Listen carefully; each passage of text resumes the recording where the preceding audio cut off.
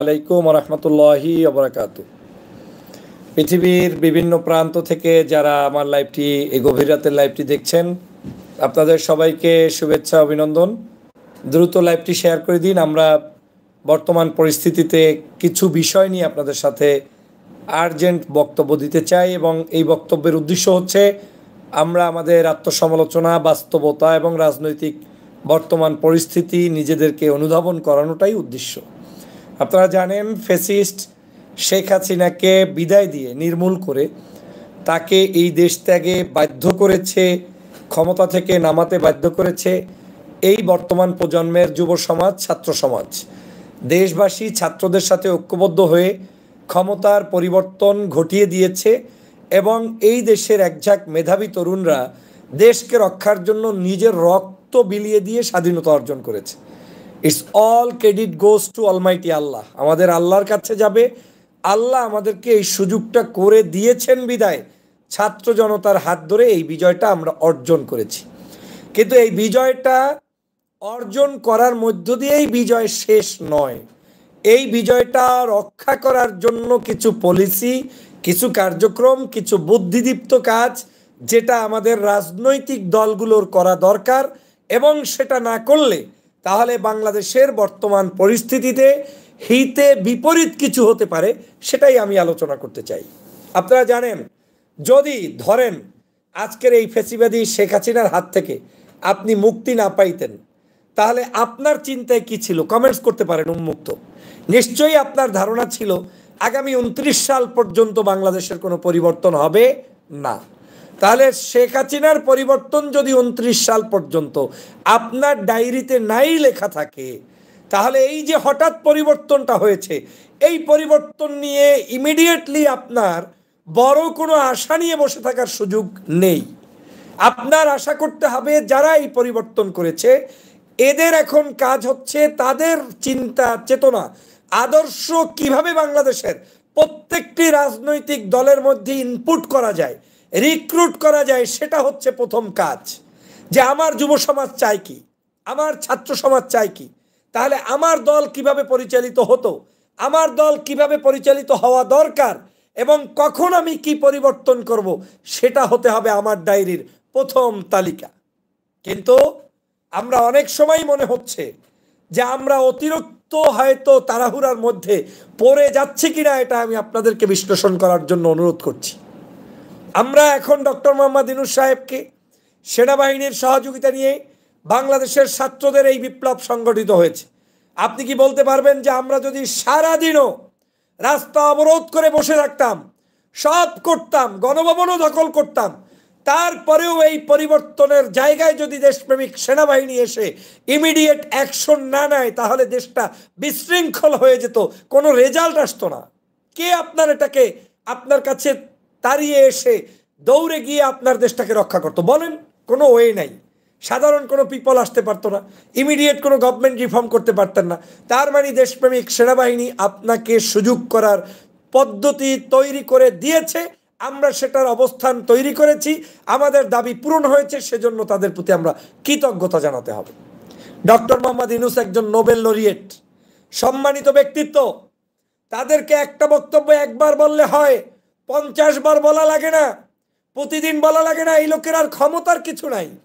যে সারা পৃথিবী তাকে চেনে, সারা পৃথিবী যাকে সম্মান করে, সারা পৃথিবী যার মানে ভক্ত, তার তো আর এই উপদেশটা এগুলোর মধ্যে কিছু নাই। বরং আমরা ভাগ্যবান যে তার মতো একজন ব্যক্তিকে তত্ত্বাবধায়ক সরকারের প্রধান পেয়েছি। এখন আওয়ামী লীগের কিছু শয়তানি আপনাদেরকে বলি। আওয়ামী লীগ যখন দেখেছে যে এই দেশে এই মুহূর্তে আর ক্ষমতায় আসতে পারবে না, তাহলে আওয়ামী লীগ কি শয়তানি শুরু করছে? ওই মিঠা লাগানো শুরু করে দিয়েছে। মিঠাটা কি? মিঠাটা হচ্ছে, আপনারা যদি আমার এই ইকুয়েশন মিলান তাহলে বুঝবেন। গত 3-4 দিন 5 দিন আগে সজীব ওজের জয়ের বক্তব্য ছিল 3 মাসের মধ্যে নির্বাচন দিতে হবে। কেন সজীব ওজের জয় এই বক্তব্য দিয়েছে এইটা ভেবে আপনি বাইর করেন সবার আগে। তো সজীব ওজের জয় যা চায় আপনিও তাই চান, তাহলে বুঝতে হবে আহাম্মকি ছাড়া আর কিছুই হচ্ছে না। সজীব ওজের জয় এই কথাটা বলে আপনাকে একটু সুরসুরি দিয়ে দিল, যাতে করে আপনিও এই কথা বলেন যে 3 মাসের মধ্যে, 5 মাসের মধ্যে, 1 বছরের মধ্যে, 6 মাসের মধ্যে টাইম ফ্রেম বেঁধে দিয়ে বক্তব্য দেওয়া শুরু করেন।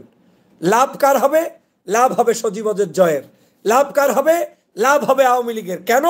আপনি যখনই এই বক্তব্য দিবেন তখনই আপনার যারা ক্ষমতায় আছে তারা আপনাকে অটোমেটিক প্রতিদ্বন্দ্বী ভাবা শুরু করবে। কোনো মানুষই চায় না তার চিন্তা চেতনা আদর্শকে আপনি বললেন আর সাথে সাথে বন্ধ করে দিবে, এটা কোনো মানুষ চায় না। কেউ কি ঠেকা পড়েছে মাত্র 16 দিন বা 20 দিনের জন্য ক্ষমতায় আসার জন্য? না, প্রত্যেকেই একটা চ্যালেঞ্জ নিয়ে জাতির এই দুঃসময়ে তারা দায়িত্ব গ্রহণ করেছে। আমি বলছি না যে প্রত্যেকটা ব্যক্তি আপনার আদর্শের, আমার আদর্শের, তা কিন্তু নয়। কিন্তু তারা এই জাতির ক্রাইসিসে ছাত্রদের দাবিকে এই মুহূর্তে মেনে নিয়ে ক্ষমতা নিয়েছে। এই ক্ষমতাটাকে আওয়ামী লীগের চিন্তার আলোকে বাস্তবায়ন হতে দিলে আপনার পায়ে আপনি কুড়াল মারলেন। তাহলে আমাদের কি করতে হবে? আমাদেরকে ধৈর্য ধরতে হবে। আমাদেরকে এই তত্ত্বাবধায়ক সরকারকে বুঝাতে হবে আমরা তোমাদের শত্রু নয়, আমরা তোমাদের বন্ধু। আমাদের আন্দোলনের ফসল তোমরা। তোমরা বাংলাদেশকে বর্তমানে এই তত্ত্বাবধায়ক সরকার নিরপেক্ষ তত্ত্বাবধায়ক বানাও। তোমরা বাংলাদেশের প্রত্যেকটি জনপদে মানুষদের মধ্যে আমরা মিশে গিয়ে এই তত্ত্বাবধায়ক সরকারকে সহযোগিতা করে রাষ্ট্রের সমগ্র জায়গায় আমরা সংস্কার করতে চাই। পুলিশ ডিপার্টমেন্টে করতে হবে। আন্দোলন করে সংগ্রাম করে এই স্বাধীনতা অর্জন করেছি। এই স্বাধীনতা টিকিয়ে রাখতে হলে প্রশাসনের মধ্যে সংস্কার করতে হবে, বিশ্ববিদ্যালয়গুলোয় করতে হবে, কলেজ স্কুল মাদ্রাসায় করতে হবে। সমগ্র জায়গাগুলো যখন সাজানো হবে তখন আপনি বাংলাদেশের একটি স্বাধীনভাবে দেশ পরিচালনার মতো আপনার অবস্থান তৈরি হবে।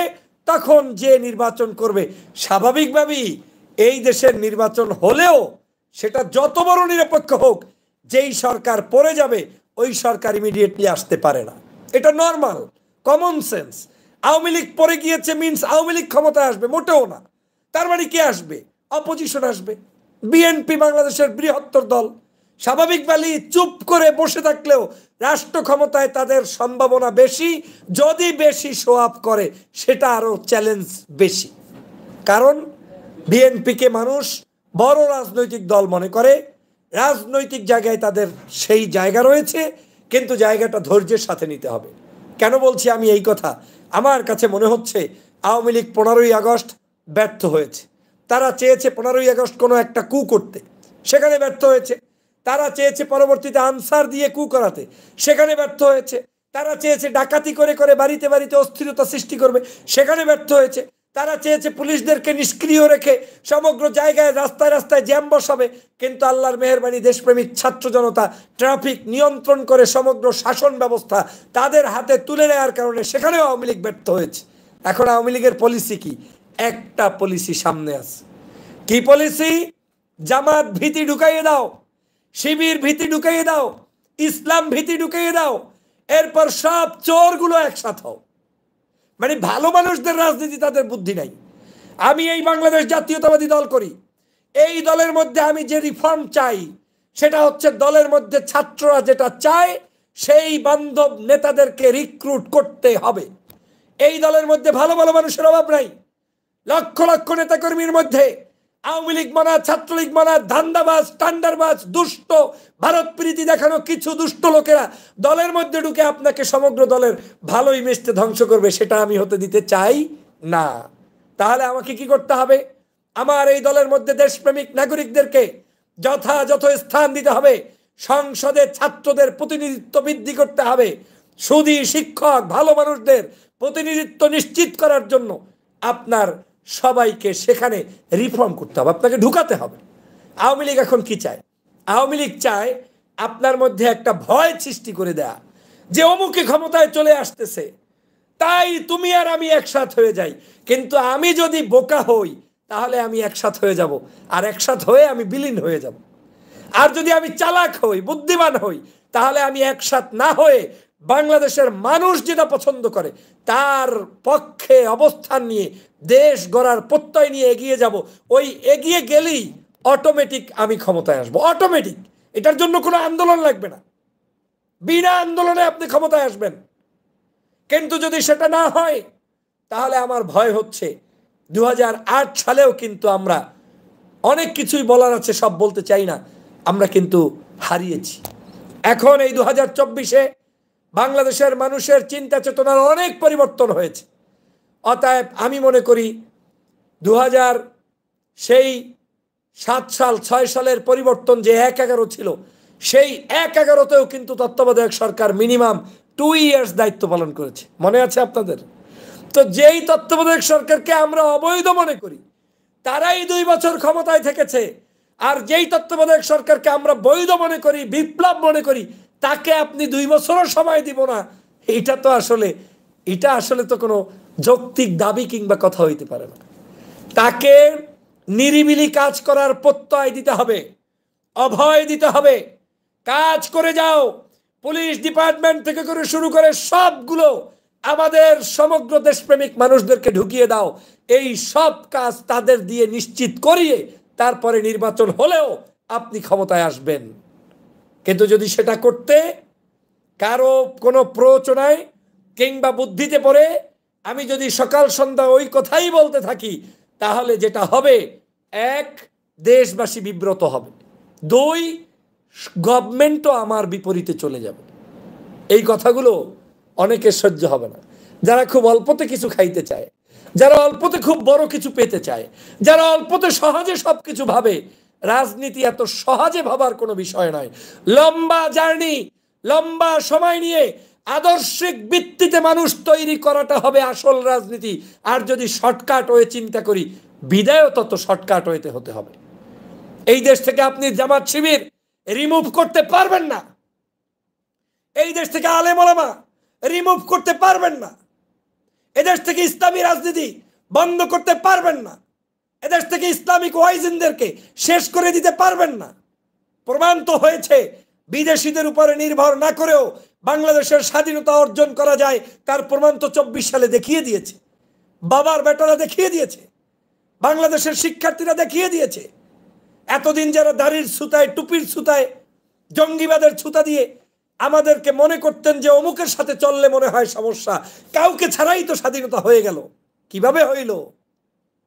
অতএব ওই সকল মিথ্যা তথ্য, বিভ্রান্তমূলক পাশের রাষ্ট্র থেকে শিখানো তথ্যের উপরে ভিত্তি করে কোন রাজনৈতিক স্ট্র্যাটেজি গ্রহণ করলে পতন এবং খারাপ পরিণতি ছাড়া আর কিছুই নাই। আর যদি আমি আমার দেশীয় চিন্তা চেতনার আলোকে, আমি আমার দেশীয় ভাবমূর্তির আলোকে, আমি আমার দেশীয় মানুষদের চিন্তা কি চায় তার আলোকে রাজনীতি করি, তাহলে আমি হারিয়ে ঠিকই যাব না, কিন্তু অন্য লোক হয়তো ভালো থাকতে পারে। আশ্চর্য, আমি বাংলাদেশে বিএনপি ক্ষমতায় আসবে, আসুক, তো জামাত যদি আরো ভালো থাকে সমস্যা আছে আপনার? চরমনাই যদি আর একটু ভালো পজিশনে থাকে আপনার কোনো সমস্যা?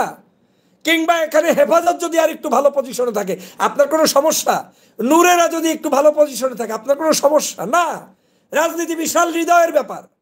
বাংলাদেশের বিভিন্ন সেক্টর আছে যেখানে আমাদের এই ভাইদেরকে কাজে লাগানোর সুযোগ আছে। সব আমার হতে হবে এটা সঠিক নয়, হবে না, কোনোদিন হবে না। আমি যেই তথ্য জানি, আমার এই কথার গুরুত্ব আপনার কাছে থাকুক কিংবা না থাকুক আমার কিচ্ছু যায় আসে না, কারণ আমি টকিং করি অ্যাকর্ডিং টু আমার পিপল ইমেজ, পিপল এক্সপেকটেশন, এবং যেটা ট্রুথ মনে করি সেটা বলার চেষ্টা করি, কারণ আমার স্বার্থ হচ্ছে আপনাকে ভালোবাসা। আমি কেন বলছি? বাংলাদেশের কোনো আলেমরা এই মুহূর্তে আর আগামী দিনে কারো ক্ষমতায় যাওয়ার সিঁড়ি হতে চায় না। অতএব বাংলাদেশের এই জায়গায় আমাদেরকে এই আলেমদের মুখী হতে হবে। আপনি কি মনে করেন মিজানুর রহমান আজহারী সাহেবের মতো মানুষের ফ্যান ফলোয়ার নাই? আপনি কি মনে করেন শায়েখ আহমদুল্লাহর মতো মানুষের ফ্যান ফলোয়ার নাই? আপনি কি মনে করেন আমির হামজার মতো মানুষদের ফ্যান ফলোয়ার নাই? আপনি কি মনে করেন? এই তো 3 জন বেসিক নাম বললাম, এর বাহিরে উচ্চ পদস্থ বড় বড় ইসলামিক স্কলার আছে। এই সব চিন্তা যদি করেন তাহলে সবার আগে চিন্তা করতে হবে এই মানুষগুলো কি চায়, এই মানুষগুলোর সাথে সম্পর্ক কেমনে বাড়ানো যায়, তারাই আপনার প্রকৃত বন্ধু হবে। যদি সেটা না করেন, ওই রঙ্গমঞ্চের বামপন্থী 2-1 নেতা আপনাকে টিকিয়ে রাখতে পারবে না, পারবে না। আওয়ামী লীগের এখন একটা বড় প্ল্যান, যে কোনো মূল্যে বিএনপিকে ভুলভাল বুঝিয়ে নির্বাচন নিয়ে কথা বলিয়ে বিব্রতকর অবস্থায় ফেলাবে, দেশের পরিস্থিতি খারাপ বানাবে। আগামী নির্বাচনকে কেন্দ্র করে সেই নির্বাচনে আওয়ামী লীগ বিরোধী দল হইতে চায়, আর কিচ্ছু না, শুধু বিরোধী দল। এবং বিরোধী দল হইতে গিয়ে বাংলাদেশের সমগ্র ডানপন্থী দলের সাথে বিএনপির বিভাজন তৈরি করা। আর যখন বিভাজন তৈরি হবে তখনই আপনার কল্লার উপরে অস্ত্রটা ধরবে, তখন আপনি বিএনপি একা, কিচ্ছু করার থাকবে না, আপনাকে চাইপা ধইরা ক্ষমতা পরিবর্তন করবে। কেন করে না এদেশে? এদেশে যে কোনো কিছু যে কোনো সময় ঘটবে, এটাই বাস্তবতাকে মেনে নিয়ে রাজনীতি করতে হবে। মনে করবেন না যে আজকে সব হয়ে গেছে কালকেই সব শেষ, এমন কিছু ভাবার সুযোগ কিন্তু নেই। অতএব যার যত বড় মাথা তার তত বড় ব্যথা এবং চিন্তা থাকতে হবে। এদেশের সর্ববৃহৎ দল যারা, তাদের দায়িত্বশীল আচরণ আমরা কামনা করি। আমি বলছি না যে আমার দল খারাপ হয়ে গিয়েছে, খারাপ ভালো না, না, আমি বলছি এই দল ভালো, এই দলকেই ক্ষমতায় আনবে মানুষ, এটা বাস্তবতা।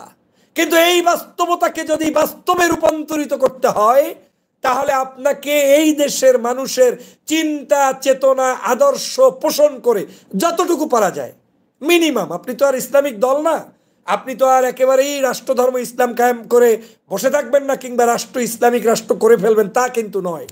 আপনি অন্তত পক্ষে আপনার বাস্তবতা বোঝার চেষ্টা করতে হবে। এই দেশের মানুষ এইটা শিখেছে, যারা নির্যাতিত তাদের পক্ষে সমগ্র সময় এই দেশের মানুষ থাকে। আপনি বাসায় বসে এসিতে ঘুমাবেন আর আপনি টাকা দিয়ে মিছিল করাবেন, সেই যুগ শেষ। নির্যাতিত মানুষের পক্ষে যারা কথা বলে তারাই এই দেশের দেশপ্রেমিক, তাদেরকেই এদেশের জনগণ পছন্দ করে।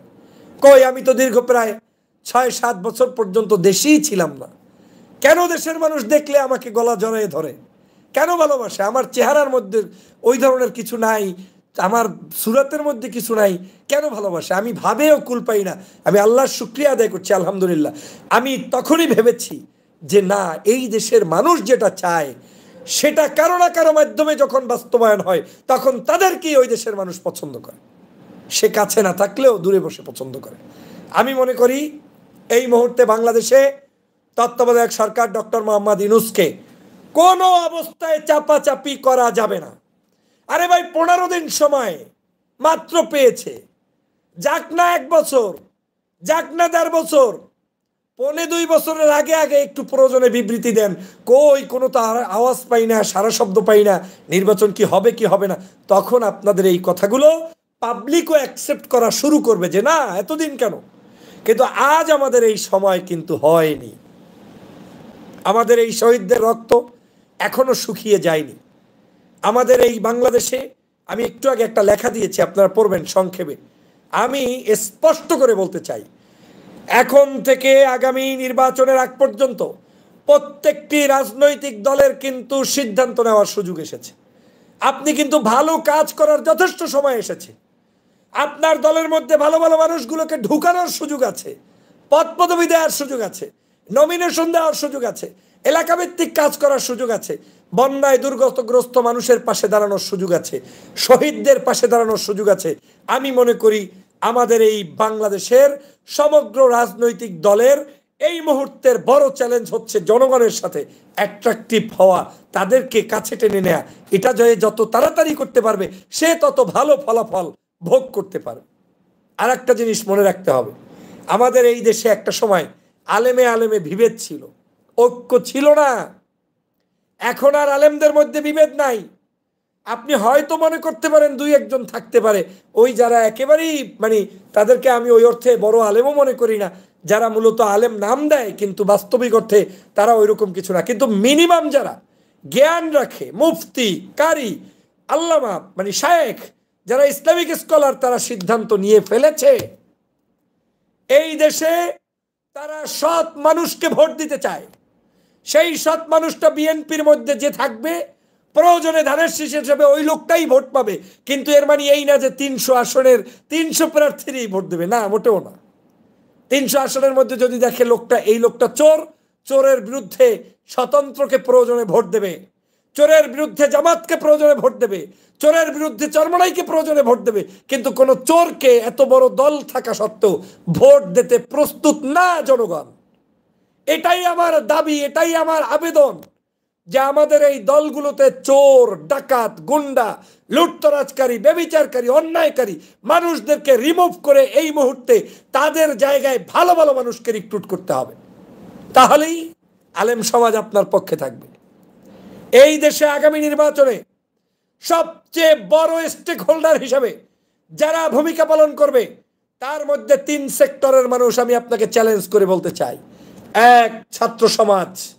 এই ছাত্র সমাজ বাংলাদেশে প্রায় 4 কোটি ছাত্র আছে, প্রায় 4 কোটি ছাত্র সমাজ। এই 4 কোটি ছাত্র সমাজ যদি সিদ্ধান্ত নেয় যে তাকে কাকে ভোট দেবে, তাহলে আপনি চিন্তা করেন একটা আসনে 200, 500, 1000 ভোটের ডিফারেন্সেও অনেক বড় বড় দল কিন্তু কুপাঘাত হয়ে যেতে পারেন। সে কারণে ছাত্র সমাজের ইমেজ, তাদের বাস্তবতা, তাদের আবেদন বুঝে দল চালাতে হবে। 2, আলেম সমাজ। আলেম সমাজ কোনো অস্বীকার করার সুযোগ নাই। এখনো খেলা দেখেন নাই, শুরু হবে, আসুক। মাওলানা আজহারী সাহেব বাংলাদেশে আসুক, সকল আলেমরা বৃষ্টির সিজন যাক, মাহফিল করলে, তাফসির মাহফিল করলে বাংলাদেশের এক প্রান্ত থেকে আর এক প্রান্ত পর্যন্ত মাহফিলে মাহফিলে সয়লাভ হয়ে ওই জায়গা থেকে সত্যের বাণীর জন্য তারা আহ্বান তুলবেন। কোনো উপায় নাই ওই টাউট বাটপার কারো আর কোনো ধরনের রাজনৈতিক জায়গায় ভুলভাল বুঝিয়ে আলেমদেরকে ব্যবহার করার। অতএব আলেমদের সাথে সখ্যতা বৃদ্ধি করতে হবে, কারণ এই আলেম সমাজ বাংলাদেশের বৃহত্তম একটি স্টেক হোল্ডার। তারা আজকের সমাজের তন্দ্রে তন্দ্রে মিশে আছে, মসজিদ, মাদ্রাসা, মক্তব, কওমি, আলিয়া, বিভিন্ন সেক্টরে। অতএব এই আলেমদেরকে বাদ দিয়ে কোনো কিছু হবে না। যদি ভুল বোঝেন আমাকে কিছু করার নাই, কিন্তু আমি যা বলছি হৃদয়ের কথা। আমি যদি বলি শেখ হাসিনার মতো ইয়েস স্যার, ইয়েস স্যার, তাইলে ওই শেখ হাসিনার মতোই আমাদের বিদায় নিতে হবে। আর যদি আমি বলি যে এটাই বাস্তবতা, আপনি যদি আওয়ামী লীগের মতোই আলেম সমাজকে ঘৃণা করেন, তাহলে আলেম, আওয়ামী লীগ আর আমার দলের মধ্যে পার্থক্য থাকবে কোথায়? থাকবে না তো। তাহলে প্রমাণ করতে হবে, প্রকাশ্য প্রমাণ করতে হবে যে আলেম সমাজকে হৃদয়ে লালন করি, ভালোবাসি, তাদের পাশে দাঁড়াই। তাহলেই কিন্তু আজকের এই জায়গায় আপনাদের সফলতা আসবে। অবশ্যই সেটা আপনাকে করতে হবে। তৃতীয় বড় শক্তি রেমিট্যান্স যোদ্ধারা। কারণ এই দেশ গঠন করার জন্য, হাসিনার পতনের জন্য এই রেমিট্যান্স যোদ্ধারা কিন্তু ভূমিকা পালন করেছে। অতএব এই রেমিট্যান্স যোদ্ধাও কিন্তু প্রায় 2 কোটি বা 1 কোটির উপরে এই মুহূর্তে বিদেশে অবস্থান করছে। এই রেমিট্যান্স যোদ্ধাদেরকে আপনার পক্ষে রাখতে হবে। তাহলে পক্ষে রাখতে হলে কি করতে হবে? তাদের, রেমিট্যান্স যোদ্ধাদের সম্মান করতে হবে। রেমিট্যান্স যোদ্ধারা, আমি নিজে দেখেছি, আমি একজন রেমিট্যান্স যোদ্ধা। তাদের চিন্তা চেতনা হচ্ছে দল টল না। তারা নির্যাতিত, নিপীড়িত মানুষের পক্ষে থাকতে চায়, তারা ধর্মের পক্ষে থাকতে চায়, তারা ইসলামের পক্ষে থাকতে চায়। তারা এই দেশে একটা টাকা পাঠায়, সবের নিয়তে পাঠায় যে আল্লাহ আমি এই দেশে টাকা পাঠাইলাম, মসজিদে পাঠাইলাম। অতএব এই রেমিট্যান্স যোদ্ধাকে এড়িয়ে যাওয়া যাবে না। এই 3 শ্রেণীকে টার্গেট না করে যদি ওই রাম বাম সাম নিয়ে দৌড়াদৌড়ি করেন, কোনো ফায়দা হবে না। কারণ সরকার যে কমিটমেন্ট দিয়েছে তাকে একটা সুষ্ঠু নির্বাচন করতে হবে, এটা তাকে করতেই হবে, যে কোনো মূল্যে করতে হবে। অতএব যখনই সুষ্ঠু নির্বাচনের পরিস্থিতি বিরাজ করবে, তখন যারা মুনাফেক, যারা টাটকা দালাল, যারা এদেশের শত্রু, স্বাধীনতার শত্রু, সে যত বড় দল হোক, জামাত থেকে নির্বাচন করলেও তাকে জনগণ ভোট দিবে না। কথা ক্লিয়ার? অতএব আপনাদেরকে যেটা করতে হবে, আমাদের এই 3 শ্রেণীর মানুষদেরকে কনভিন্স করতে হবে। 3 শ্রেণীর মানুষদের চিন্তা চেতনা, চাহিদাকে রিক্রুট করতে হবে এবং আমাদের এই সকল মানুষের আদর্শকে লালন করে রাষ্ট্র ক্ষমতার পরিবর্তন ঘটাতে হবে। ডক্টর মোহাম্মদ ইউনূস স্যারের সাথে ব্যক্তিগতভাবে আমার দেখাও হয়েছিল। অত্যন্ত সজ্জন একজন মানুষ, ভদ্র মানুষ। অনেক সময় এই মানুষগুলোর কোনো তাদের কোনো চাহিদা আর নেই জীবনের শেষ পর্যায়ে। ওয়াকারুজ্জামান সাহেব, হইতে পারে আপনারা অনেকেই অনেক কথা আগে বলেছেন, আমরাও অনেক সময় অনেক কথা না জেনে বলেছি, কিন্তু বাস্তবতা হচ্ছে একটা বাহিনীর চিফ থেকে কতটা কৌশল অবলম্বন করে দেশের পরিবর্তন করতে হয় সেটা ওই পদে যে থাকে সে বোঝে, আর আল্লাহ বোঝে, আর কেউ বোঝে না। এই শেখ হাসিনার পতনের জন্য এই সেনাবাহিনী, দেশপ্রেমিক, তারা আমাদেরকে সর্বোচ্চ সহযোগিতা করেছে। তাদের হৃদয়ে রক্তক্ষরণ হয় এমন কোনো আচরণ আমার কোনো রাজনৈতিক দল থেকে হতে দেয়া যাবে না, যদি সেটা লিমিট ক্রস না হয়। তো লিমিট ক্রসের তো কিছু হয় নাই। 15 দিনে কি লিমিট ক্রস হয়? 1 মাসে হয়? সময় দিতে হবে, ধৈর্য দিতে হবে, ধৈর্য ধরতে হবে। আমাদের রাজনৈতিক দলের মধ্যে পরিবর্তন নিয়ে আসতে হবে। না নেন আমার আপত্তি নেই, ভাবতে পারেন আমার কোনো স্বার্থ নাই। আমি এতটুকুতেই সন্তুষ্ট যে আমি অন্তত স্বাধীন বাংলাদেশে বসে দেশের জন্য লড়াই করতে পারছি, কথা বলতে পারছি। এটা আমি সরকারে থাকলেও বলতাম, বিরোধী দলে থাকলেও বলতাম, এখনো বলছি। তার প্রমাণ আপনাদেরকে দিচ্ছি। অনেকেই প্রশ্ন করতেন, সরকার পতন হইলে কি কথা বলবেন? কি ভাই, কথা বলছি? কথা কি বন্ধ করেছি? আমি তো আমার দলের ভালো চাই, মঙ্গল চাই। আমি তো আমার দলকে বাংলাদেশের একটি সেরা আদর্শবাদী দল গঠন করতে চাই। সমস্যার তো কিছু নাই। অতএব আমার দলের সিংহভাগ নেতারাই মনে করেন, নিশ্চয়ই তারাও চায়, বাংলাদেশের মানুষ যেটা চায় সেটাই তারা করে। কিন্তু কিছু কুচক্রী থাকতে পারে, আমি জানি না হু দে আর, কিন্তু আমাদেরকে সতর্ক থাকতে হবে। আওয়ামী লীগ কঠিনতম চিজ, যাদেরকে আপনি না চিনলে রাজনীতি করতে পারবেন না। তাদের কাজ হচ্ছে, আজকে যাকে আপনি জানেন, যদি জামাতের ডাক্তার শফিক সাহেব বলে যে আওয়ামী লীগ তুমি আসো, তোমার সাথে ওয়েলকাম করবো, মোলাকাত করবো, কালকেই দেখবেন কোলাকুলি কইরা সে বসে থাকবে। কেন? এটাই তাদের স্বার্থ। তারা স্বার্থের বাইরে কিছু পছন্দ করে না। অতএব এই চিজদের ব্যাপারে সমগ্র রাজনৈতিক দল ঐক্যমত পোষণ করতে হবে এবং আপনাকে এগিয়ে আসতে হবে। এখন আমি 2টা আলেমদের কথা বলি, আপনারা একটু ধৈর্য ধরে শুনবেন। আমার এই কথাগুলো আমার ভাইদের কার কারা পছন্দ হবে লিখবেন। আমি আপনাকে একটা কথা বলি, ধরেন আমি একজন রাজনৈতিক আলোচক, একটা দল করি, তা আমার উপরের কেউ আছেন, আপনি আমাকে ডাকলেন না, আপনি আমাকে বসলেন না, আমার কাছে জিজ্ঞেস করলেন না। না করার পরে যদি আমি কোনো স্টেটমেন্ট দেই, সেইটা নিয়ে তো আপনি দোষ ধরতে পারেন না। ঠিক আমি উদাহরণ দিচ্ছি। বাংলাদেশের আলেম সমাজ, বাংলাদেশের ইসলামিক রাজনৈতিক দলের নেতাকর্মীরা বাংলাদেশের সর্ববৃহত্তর এই দলের কাছ থেকে কি চেয়েছে? ঐক্য চেয়েছে। আপনাকে ডাকতে চায়, আপনার কাছে বসতে চায়, আপনাকে নিয়ে আন্দোলন করতে চায়, একসাথে পথ চলতে চায়। এই দেশের জন্য তো তারা ফাঁসি ঝুলেছে, কেউ দাঁত থেকে রক্ত পড়েছে, ঠোঁট থেকে রক্ত পড়েছে, কেউ 5ই মে শাপলা চত্বরে রক্ত ঝরিয়েছে। আমার দায়িত্ব কি? আমার দায়িত্ব, যদি সত্যি সত্যি তাদেরকে আপন মনে করি, তাদেরকে ডেকে এনে, তাদেরকে ডেকে রাষ্ট্র সংস্কারে তাদের কিভাবে কাজে লাগানো যায় সেটা নিয়ে আমি প্রস্তাব দিব। এখন যদি আমি প্রস্তাব না দেই, কিংবা একটু ভিন্ন স্টাইলে চলার চেষ্টা করি, তাহলে যদি আমার কোনো আলেম, কোনো একটা ইসলামী দল আমার কাছ থেকে দূরে যে স্বাধীন মতো কোনো কিছু করার চিন্তা করে, সেটা কি তার দোষ? কখনোই না। ভুল নিজেদের স্বীকার করতে হবে। আমাদের বাংলাদেশের এই মুহূর্তে সমগ্র দেশটাকে পরিচালনা করতে হলে আওয়ামী লীগের বিরুদ্ধে যত দল আছে, সব দল মিলেও যদি বিভিন্ন প্রশাসনে লোক নিয়োগ দেন, তারপরেও আরো লোক দরকার এই দেশকে সংস্কার করার জন্য। আপনারা আমার কথা মনে হয় বুঝতে পারেন নাই। যত বিরোধী দল আছে, সব দলের মেধাবীদেরকে রাষ্ট্র ক্ষমতায় লাগানোর পরেও আরো লোক দরকার। সেই লোকও আমাদের এখনো নাই। কেন বলছি এজন্য, আপনার ডিসি, এসপি, পুলিশ, সচিব, আনসার থেকে শুরু করে প্রত্যেকটি জায়গায় সংস্কার করা দরকার। অতএব সংকীর্ণতা কি আছে? একটা বিশ্ববিদ্যালয়ের ভিসি যদি জামাতের হয়, আর একটা জায়গায় যদি কওমি আলেম হয়, আর একটা জায়গায় যদি, উদাহরণ দিলাম, চরমনার পীর সাহেবের সমর্থক হয়, আপনার আমার সমস্যা কোথায়? সমস্ত পদ তো আর একটা দল থেকে হবে না। আওয়ামী লীগের বিপক্ষে যারাই বাংলাদেশে রাজনীতি করছে, তাদের প্রত্যেককেই যার যার জায়গায় সমমর্যাদা দিয়ে সুপ্রতিষ্ঠিত করতে পারলেই আপনি আমি সেরা লিডারশিপে রূপান্তরিত হব।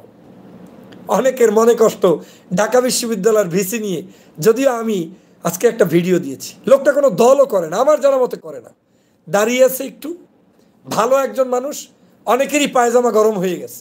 আমার এই পায়জামা গরম লোক দেখলে আমার খুব ভালোও লাগে, খারাপও লাগে, অস্থিরতা লাগে, যে এই মানুষগুলোর কারণে আজকের এই বাংলাদেশ শেষ হয়ে গিয়েছে।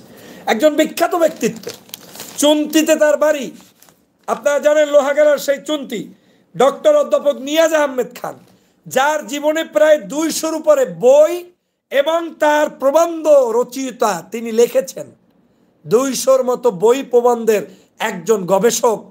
3টা বিদেশি বিশ্ববিদ্যালয়, যার মধ্যে একটা অক্সফোর্ড বিশ্ববিদ্যালয়।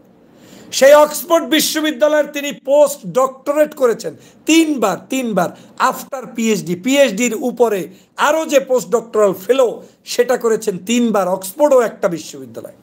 যে লোকের দাদা ছিলেন ম্যাজিস্ট্রেট, বাপ ছিলেন ডক্টর শফিক আহমেদ, একজন মেধাবী এবং রসায়ন বিভাগের সম্ভবত ঢাকা বিশ্ববিদ্যালয়েরই মেধাবী ছাত্র, যার বংশশুদ্ধ সমস্ত জায়গায় শিক্ষা দীক্ষা, ইন্ডিপেন্ডেন্টের উপাচার্য ছিলেন, সেই ব্যক্তি ভিসি হয়েছে। সমস্যা সবার শুরু হয়ে গেছে বামপন্থীদের। কেন উনি ভিসি হইলেন? এত খোঁচাইতে যাও কেন ভাই? কেন উনি ভিসি হবেন না? এই বাংলাদেশের আওয়ামী লীগের সিঙ্গারা বিক্রেতা যদি ভাইস চ্যান্সেলর হতে পারে, দলবাজি করা লোকগুলো যদি ভাইস চ্যান্সেলর হতে পারে, একজন ইমামতি করা লোকগুলো শিক্ষিত হওয়ার পরেও ভাইস চ্যান্সেলর হতে পারবে না কেন? এই মানসিকতা যারা পোষণ করেন তারা কখনোই আমার বন্ধু নয়, তারা আওয়ামী লীগের বন্ধু, তারা আওয়ামী লীগের দালাল। আপনার মতো আমার মতো করে মাঝে মাঝে 2-1টা আর্টিকেল আর ভিডিও ক্রিয়েট করলে, অনলাইনে বক্তৃতা দিলেই আদর্শবাদী নেতা হওয়া যায় না। থিম ঠিক করেন। অনেকেরই শরীর গরম হয়ে গেছে, পায়জামা গরম হয়ে গেছে। 16 বছর পর্যন্ত জামাত ইসলাম একটা মিছিল করতে পারে না। ভাই আমাকে মাফ করবেন, আমি জামাত করি না, আমি সত্য কথাগুলো বলি, এতে কারো গায়ে লাগতে পারে, লাগুক, কিছু করার নাই। কেন বলছি? আমি বলছি 16 বছরে একটা দল নির্যাতিত ছিল, একটা স্টেটমেন্ট তো দিলেন না যে এই দলটার রাজনীতি করার অধিকার আছে। কে দিতে পেরেছেন বলেন? 16 বছর পরে নিজের পায়ে দাঁড়িয়ে, নিজের নেতৃত্বে, নিজের নেতাদের সুকৌশলের কারণে আজকে যদি আওয়ামী লীগকে পরাস্ত করে সেই দলটি মিছিল করে, মিটিং করে, তার মধ্যে গন্ধ খোঁজার দরকারটা কি? কি এমন গন্ধ আছে তাদের? কি এমন সমস্যা আছে তাদের? কোনো সমস্যাই তো আমি দেখি না। বরং হাইলি অ্যাপ্রিসিয়েট করা দরকার যে এই রাজনৈতিক দলগুলোকেই শহীদ রাষ্ট্রপতি জিয়াউর রহমান এক সময় বাংলাদেশের মানুষের মুক্তির জন্য উন্মুক্ত করে দিয়েছিলেন, যেটা আওয়ামী লীগ বন্ধ করেছিল। আজ আমরা ওয়েলকাম জানাই, এই দলগুলো আবার উন্মুক্ত হয়েছে। এভাবে অ্যাপ্রিসিয়েট করতে হবে। আজকের গণভবনে চরমনের পীর যাচ্ছে, লজ্জার নয় সম্মানের। গণভবনে আজকের এই জামাত যাচ্ছে, শিবির যাচ্ছে, লজ্জার নয় সম্মানের। যাদের 2 পয়সার ভোট নাই, নাদান ফাদান উচ্ছিষ্ট, তারা পর্যন্ত গিয়ে গিয়ে মিটিং করতে পারে, যাদের জীবনে কেউ চেনেও না। উপদেষ্টার তালিকায় যাই বসে থাকে। আর একজন ইসলামপন্থী দেখলেই আপনাদের শরীরের মধ্যে হাউকাউ শুরু হয়ে যায়। এটা কিন্তু খুব একটা ভালো লক্ষণ নয়। এদেশের প্রতিবার যতবার দেশটা স্বাধীন হয়েছে ততবারই এই ইসলামপন্থী নাগরিকরা অবদান রেখেছে। শুধু অবদানই না, শহীদের তালিকায় তাদের লোকেরাই সবসময় বেশি থেকেছে। অতএব আমাদেরকে এই বিষয়গুলো সতর্ক দৃষ্টিতে এগিয়ে যেতে হবে, সতর্কভাবে চলতে হবে। একটা জিনিস বুঝতে হবে, আমি যদি কোনো জায়গায় দাঁড়াই, কোনো একটা মানুষের সামনে, আমার পাশে যত বড় যেই হোক না কেন, লোকটা আমার অন্তত ফ্যান ফলোয়ার, দেখে তো আমাকেই চুজ করবে যে ফয়জুল ভাই এদিকে আসেন, কোলাকুলি করে নি। আমার ভয় কিসের? আমার পাশে যেই আমার বিরুদ্ধে বলুক না কেন। অতএব বাংলাদেশের বড় বড় রাজনৈতিক দলের ভয়ের কিছু নাই। চুজ করতে গেলে এই আওয়ামী লীগের বিপক্ষে আপনাকে চয়েস করাই লাগবে। অতএব আপনি নির্দ্বিধায় বুক ফুলিয়ে এই 3 শ্রেণীর মানুষ সহ বাংলাদেশের সমগ্র মানুষের পাশে বুক ফুলিয়ে দাঁড়ান, তাদের পক্ষে কথা বলেন। তাদেরকে নিয়ে কোনো ষড়যন্ত্র লাগবে না, ঘুরতে চালি লাগবে না, গুজুর লাগবে না, চুপচাপে কিছু করা লাগবে না, কারো সাথে এগ্রিমেন্ট লাগবে না। বিনা এগ্রিমেন্টে জনগণের ভোটে সর্বোচ্চ সংখ্যক সিট নিয়ে সংসদে যেতে পারবেন যদি আমার এই ফর্মুলা কারো কানে যায়, অ্যাকসেপ্ট করেন। মনে হইতে পারে আমাদের এই ফর্মুলা কাজে নাও লাগতে পারে, না, ফর্মুলা হয়তো আজকে বলেছি, কালকে লাগবে না, কিন্তু 6 মাস পরে হলেও এই ফর্মুলাই আসতেই হবে।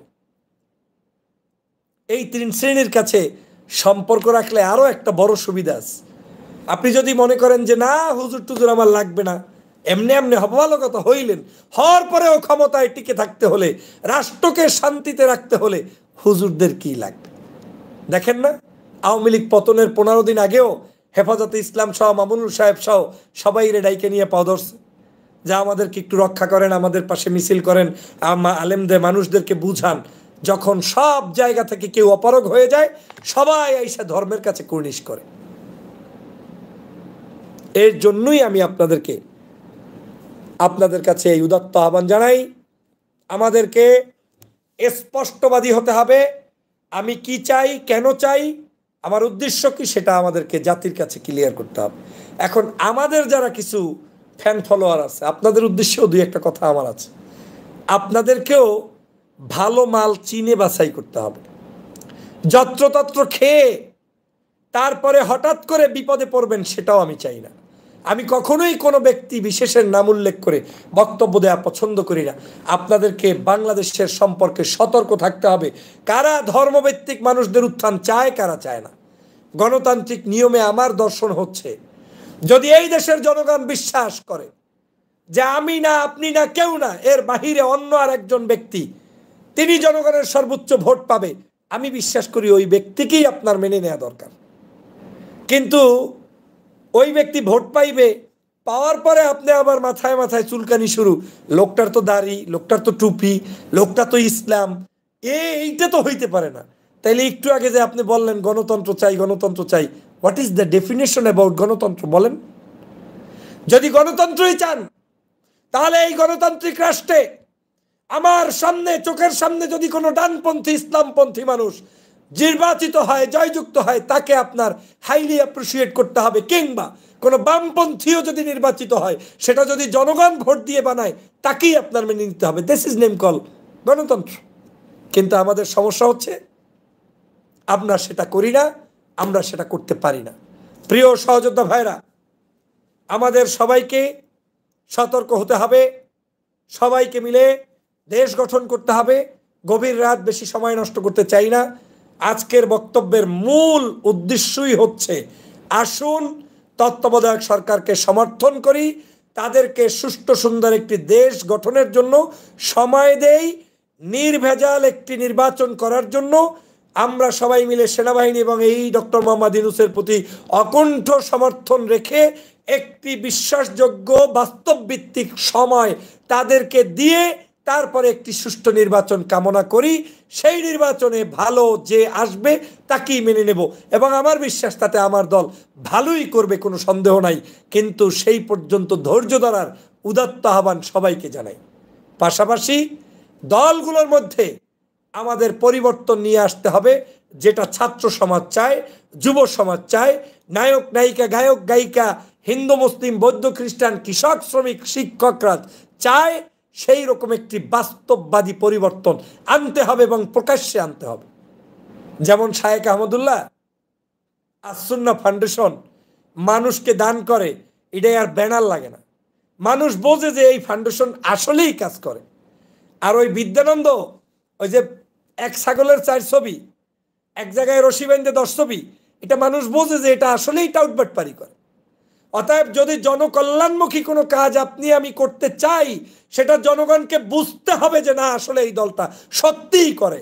যদি সেটা না বুঝে ফাটকি ফুটকি ফেসবুকের পোস্ট দিয়ে বুঝাইতে চাই, এইটা দিয়ে জনগণের হৃদয় আর কেড়ে নেওয়া যাবে না, যাবে না, যাবে না। কারণ জনগণ বাস্তবতা জানতে চায়, জনগণ বাস্তবতা শিখতে চায়। অতএব আসুন বাস্তবতাকে নিয়ে সামনে এগিয়ে চাই। আল্লাহ পাক আমাদেরকে সেই তৌফিক দান করুক। আপনাদের প্রতি উদাত্ত আহ্বান হচ্ছে, বন্যার্তদের এখন এই মুহূর্তে ক্ষতিগ্রস্ত বন্যার্তরা বিভিন্ন জায়গায় বিপদগ্রস্ত, আপনাদেরকে আগেও দেখিয়েছি। আমাদের প্রথম টার্ম বন্যার্তদের কাজ শেষ করে গতকালকের মানে আজকের সকালে আমি ঢাকায় পৌঁছেছি। ইনশাআল্লাহ 2-1 দিনের মধ্যে আর একটা টিম নিয়ে ইনশাআল্লাহ, সবাই লেখেন ইনশাআল্লাহ, আল্লাহু আকবার, ইনশাআল্লাহ আমরা যাব। আপনাদের কাছে উদাত্ত আহ্বান, আপনারা যারা এখন পর্যন্ত কোনো জায়গায় দান করতে পারেন নাই, আপনি আমাদের এখানে করতে পারেন। সবার আগে অনুরোধ, আপনার বিশ্বস্ত প্রতিষ্ঠানে আপনি অন্ততপক্ষে কিছু দিয়ে হলেও বন্যা দুর্গতদের মানুষের পাশে দাঁড়াবেন। আর একান্ত কিছু না পারলে আপনি আমাদের কাছে দাঁড়াবেন। তাছাড়া আপনি নিজে গিয়ে দিতে পারলে দিবেন, এটা আমার আহ্বান। তো আমাদের এখানে দেওয়ার নিয়ম হচ্ছে 01621297462 পার্সোনাল বিকাশ, রকেট 01621297462-2 এবং ব্যাংকের অ্যাড্রেস সহ আপনাদের কমেন্টস বক্সে দিয়ে দেওয়া হবে। আপনারা এখানে বিকাশ করবেন কিংবা পাঠাবেন। এটা দিয়ে আমরা এখন এই মুহূর্তে মানুষ যত পানি কমবে তত তাদের আরও বেশি খাদ্যের প্রয়োজন হবে, বাসস্থানের প্রয়োজন হবে। অনেকেরই একটা লঙ্গি আর গামছা ছাড়া কিচ্ছু নাই। আমি বুক পর্যন্ত পানিতে ভিজে তারপরে এসেছি, রিয়েলি দেখে এসেছি এমন এমন জায়গা যেখানে আমার ঢোকার কোনো সাধ্য নাই, ঢুকতে পারি নাই। এটা আমার অযোগ্যতা, ব্যর্থতা, ঢুকতে গেলে মারা যাইতাম। এইরকম পানি, আল্লাহ জানে তাদের কি অবস্থা। এই মানুষগুলোকে আল্লাহ হায়াত দারাজ করুক, বেঁচে রাখাক। অতএব আসুন সেই মানুষদের পক্ষে, পাশে আপনি আপনার পক্ষ থেকে এই সাহায্য করবেন। আমরা এইবার চাল, ডাল, তেল, পেঁয়াজ এভাবে করে রান্না করে খেতে পারে এরকম প্যাকেট করতে চাই। গত কয়েকদিন আগে আমরা প্রায় 1200-1000-এর মতো প্যাকেট দিয়েছি, প্লাস পানি, অন্য সরঞ্জাম সহ 1200-1300 মানুষের মধ্যে আমরা বিলাতে পেরেছি। আপনারা যা দিয়েছেন তাই দিয়েছি। এখন আমাদের আর ফান্ড নেই, আপনারা নতুন করে ফান্ড দিলে সেটা দিয়ে আমরা আবার সবাই সহযোগিতা করব। অতএব আপনারা এই পোস্টারটাও স্ক্রিনশট দিয়ে রাখতে পারেন, যাতে করে আপনি এখান থেকে বিকাশ কিংবা আপনার আমাদের এখানে ব্যাংকে পাঠাতে পারেন। সবাইকে ধন্যবাদ, ভালো থাকবেন। আবারও বিকাশ নাম্বার বলে দিচ্ছি 01621297462, 01621297462। সবাই ভালো থাকবেন, সুস্থ থাকবেন, আল্লাহ হাফেজ, আবারও দেখা হবে। আর যারা সাবস্ক্রাইব করেন নাই দ্রুত চ্যানেলটি সাবস্ক্রাইব করে নিন। আসসালামু আলাইকুম ওয়া রাহমাতুল্লাহি ওয়া বারাকাতুহু।